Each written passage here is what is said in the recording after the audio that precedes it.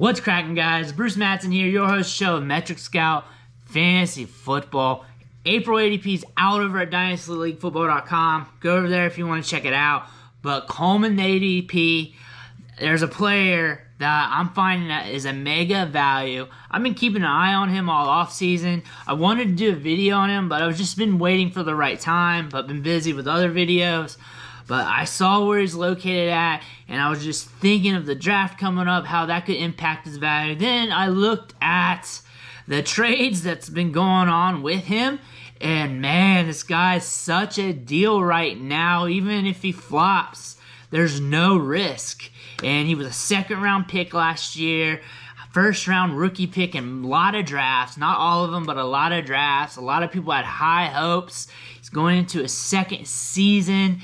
The offense didn't bring in much more competition. There's a lot of competition on the offense, but there's still opportunity for him to succeed. He's being valued as the wide receiver 77 and being drafted around the 200 range in startup drafts. In startup mock drafts, that's where he's going. We conducted 6 mock drafts. That's where he's falling on average. We'll have some more coming out as ADP rolls. But right now, he is a deal. And I'm talking about Terrace Marshall, wide receiver from Carolina. And a lot of you don't like him. A lot of people saw him as a flop, saw him as a guy being a healthy scratch on some weeks, and don't want to touch him. And I understand that, but I'm not telling you to buy the player. I'm telling you to buy the asset. And when I mean buy the asset, let's read some of these trades that went down. First off, on the DLF Trade Finder over at DynastyLeagueFootball.com, I'm seeing him go for a random third-round rookie pick, somewhere in the third round, multiple times. There's also trades where he's being used as a piece to move up from the 211 to the 204. So him at plus the 211 to get to the 204 spot to get farther up the draft. There's also trades where him and Brevin Jordan for a third and fourth. Him for Gronk straight up, and you're like, what? That was 6 days ago that trade happened. Terrace for a fourth and a third. So these dirt cheap trades that are happening right now, as the draft gets closer, as rookie drafts get closer, his value is just going to dip a little bit more. It's going to be a little bit more obtainable depending on how your draft is. And sunk cost might be a factor of whether or not you'll be able to get him off the trade market for this price. Again, we're looking at third round rookie pick value, and just think about where you're at in your rookie draft in that third round. If you're in the middle of the road of that third round, you're not at the 301, 302 portion, you may want to think about paying for this dude. There's no risk here. Most third round rookie picks fail.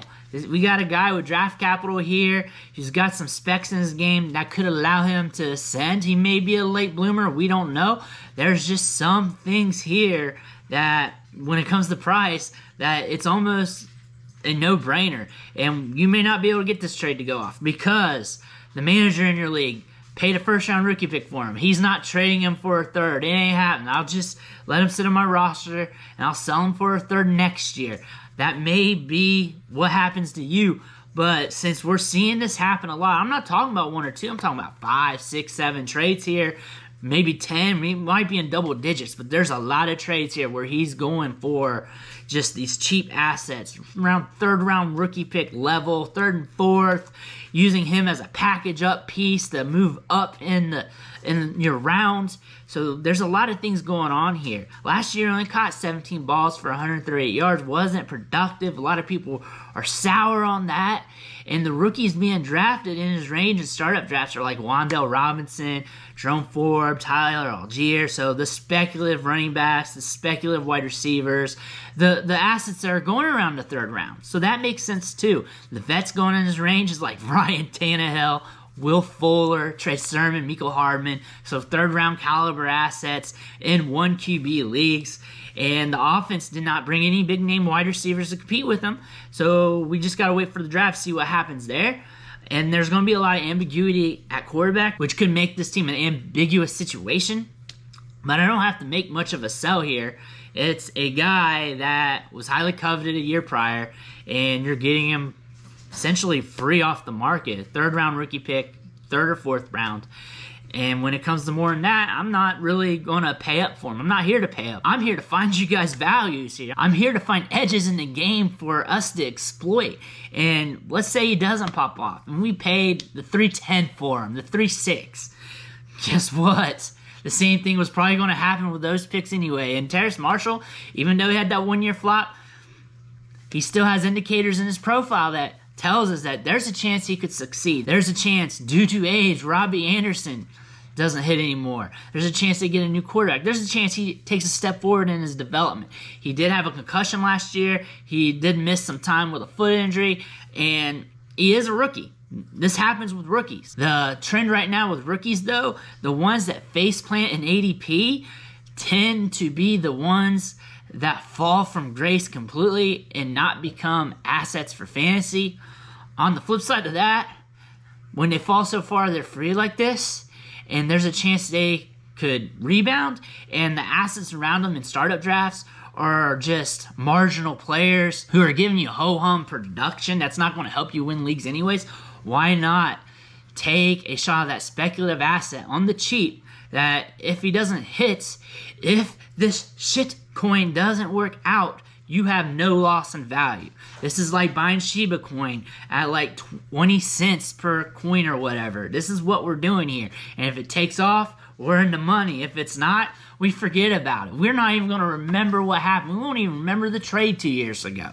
We won't even remember who we drafted at the 305 spot 2 years ago. We'd have to look back at the history of our leagues. This is how minute this is. But this is an edge in the market right now that we can exploit to get an asset that was highly coveted a year ago that it still has the potential to pop off. He's not dead yet. There are indicators that he could be dying, but we don't know. All I'm saying is there is a chance that he shoots to the moon or just delivers some sort of value more than a third-round rookie pick, and we have the chance right now to exploit this edge in the market. Agree with me or not, it's cheap value here. You don't have to like the player. You're just buying the asset, and the assets here in the third round of this year's rookie draft are not looking good. This is a bad rookie class. You're going to have some guys hit probably intermittently in the third and fourth round of this year's draft. Maybe not, but the odds of you hitting on those players aren't good either. And Terrace Marshall here is looking at you saying, I'm free. I'm free. Why not me? Why not me? What's the worst that can happen? You forget that you spent a 307 rookie pick on me when you could have just drafted a player at 307 that you would have forgotten about anyways. What's the difference here? What I would be doing in my Dynasty leagues right now, I would just be seeing if I could acquire Terrace Marshall for my third round pick in rookie draft, see if I can make that deal. Maybe it's 3rd and 4. Maybe it's to package up my 212 to get up to 205, something like that. But I would see what I could do. I would see what I could do to get that deal done. On the flip side, if you don't like him and he's on your roster and you want to move up in your draft, that could be the piece to get you up enough spots to get you to the asset you want. Maybe you want Justin Ross. Maybe you want David Bell. Maybe you want to get up to the 110 spot. Maybe that's the asset that gets you there and you want him off your roster anyways. He can get you up there a few more spots to get there. Explore those trade options. There's a lot of volatility here in the markets with Terrace Marshall. We're seeing this here. Cheap asset to get to shoot your shot on with some upside. Speculative asset. When you buy a speculative asset, there's a chance that they fall, but there's also a chance that they boom. When you go for speculative assets, the cheaper, the better. Terrace Marshall's cheap. We're buying the asset, not the player. Think of it as those terms. Cheap player that you can get that could potentially cash out for your Dynasty rosters. Let me know what you think in the comments. Who are you buying for at cheap in rookie drafts right now? But that's just another idea I'm throwing your way. Make sure you hit that subscribe button on the way out. Every subscription matters. It fuels me to keep helping you out with your Dynasty teams. It fuels me to keep looking at the market, trying to find edges to help you out with. This is a different channel. I'm not going to come at you with that ho-hum content. Oh, buy Allen Robinson. Buy this third round startup pick guy. I'm not going to give you the basics. I'm going to give you some edges. I'm going to just come out with ideas. I'm more of a philosopher than a guy that's just going to tell you to buy this guy on the cheap. I'm going to try and find strategies to help you out. That's why you need to hit that subscribe button, or you're going to be losing, because your teammates are going to be watching the show. They're going to be getting those ideas, and they're going to build on top of their process. It's not about the picks. It's about building your process up, and I'm here to help you out with that. Again, I want to thank you, and I'll catch you next time.